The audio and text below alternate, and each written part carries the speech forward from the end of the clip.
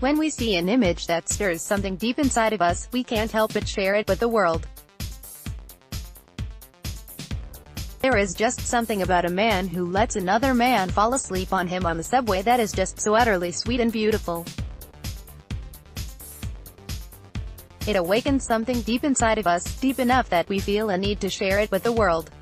And that's how things go viral. For a long time, I believed that it was part of my mission to help spread these images, to encourage the world to see the positivity around them. I still believe this, but something has changed for me. I recently shared some utterly beautiful images which went viral. According to my Twitter statistics, over 5 million people have seen my tweet. The tweet contained 3 images of Muslim women in Germany who were participating in an event called the Kippah March. The event was organized by the Jewish community in Germany to encourage Germans to show solidarity with the Jewish community after a rash of anti-Semitic attacks in the country, partly in response to the call by a prominent rabbi for Jews to stop wearing kippahs publicly. In these images, the Muslim women are shown wearing kippahs over their hijabs. The images are striking, an oasis of beauty in a world that feels like it's increasingly crumbling to hate. And yet, something felt off about the response I received. People focused on the images without realizing why the demonstration to exist in the first place. Those who reacted to the images said things like, "Love always defeats hate," and "Nice one Germany." In other words, many people saw the images as a sign that the fight against anti-Semitism in places like Germany was succeeding. As long as women in hijabs kept putting kippahs on their heads, everything would be okay. But the story that inspired this act, that Jews are in such danger in Germany that they were advised not to wear kippahs, hadn't been told outside of the Jewish community. There have been far fewer politicians, actors, and celebrities sharing the stories of the actual anti-Semitic acts happening to Jews in Germany recently. Often, it seems it is only Jews who seem invested in these stories. This issue is about far more than the dynamics of internet culture. It is about a culture that sells a false narrative, that change for the less fortunate requires no real sacrifice from the fortunate. That being selfless doesn't mean actually sacrificing the self. The images I shared were powerful because they were captured during a brief respite from the constantly increasing level of hate in Germany and Europe against Jews. In fact, according to the Berlin-based Department for Research and Information on Antisemitism, the number of individuals affected by antisemitism in Germany increased 55% in 2017. There have also been a number of high-profile attacks, including one captured on video that helped spark the Kippah March.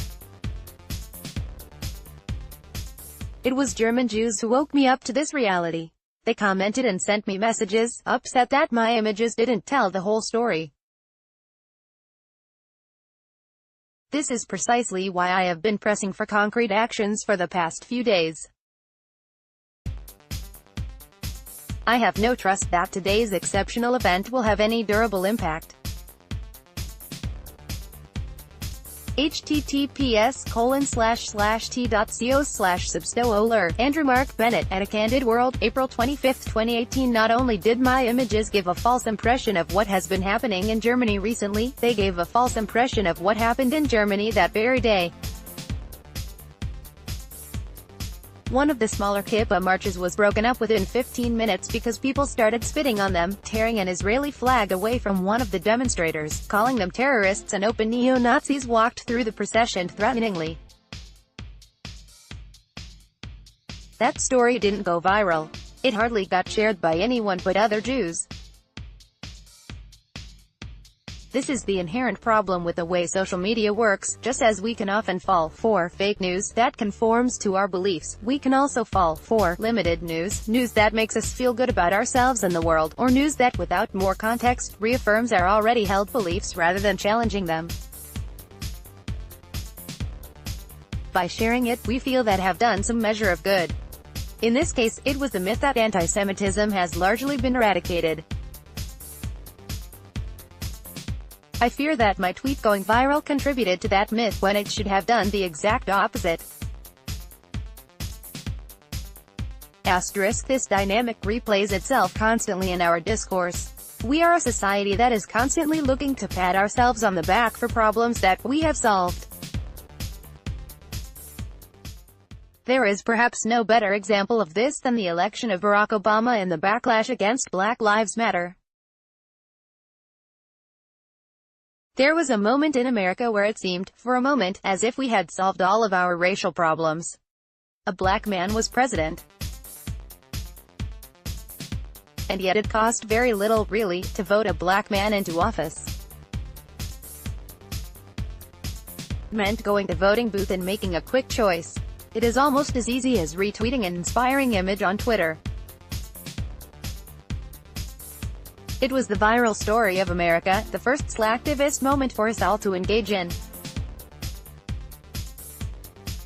And for well-meaning Americans who did not understand that changes to pervasive racism could not be solved just by one inspiring action, no matter how consequential. The grisly details and vile racism surrounding Trayvon Martin's murder less than a month after Obama was sworn into office came as a shocking wake-up call.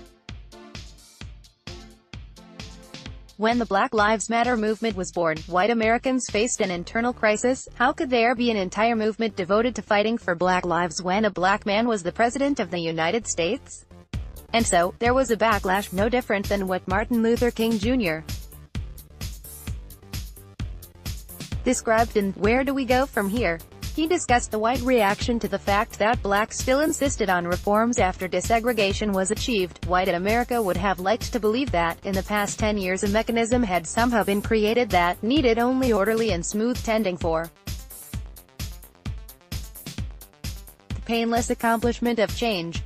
But for blacks, who had to actually live with the daily pain of racism, this was not a reality. Loose and easy language about equality, resonant resolutions about brotherhood fall pleasantly on ear, but for the Negro there is a credibility gap he cannot overlook.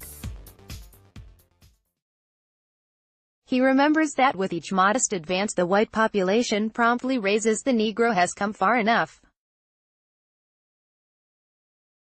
Each step forward accents an ever-present tendency to backlash. The same is true today. We have seen the rise of racism and the election of a president who reveled in that rise. It was the result of the backlash of white Americans saying that blacks have come far enough. Study after study has shown this to be the case. The same is true for Jews in Germany. While appreciative of the solidarity shown to them and the virality of positive images, they must still live every day in fear for their safety. No one rally will save them, and no viral post that makes us feel good will help them. And so, while I am happy, and beyond grateful that the images I shared spread far enough for so many millions to see, I hope that we will one day reach an age where calls for sacrifice, for deep digging, for structural changes also go viral. Otherwise, these images lead to people to wonder how on earth Jews can dare to complain about anti-Semitism when they have it so good. That the Jews have come far enough. If our society is to learn anything from our civil rights history, it is this: symbolic acts matter, but only insofar as they lead to a place of actual change. If they don't, then our sharing them is really just an act of selfishness. Elad Nehorai is the writer behind the blog Pop Chassid, the co-founder of the creative Jewish website Heria, and one of the leaders of Torah Trumps Hate, a new Orthodox Jewish activist organization and community. The views and opinions expressed in this article are the author's own and do not necessarily reflect those of the forward.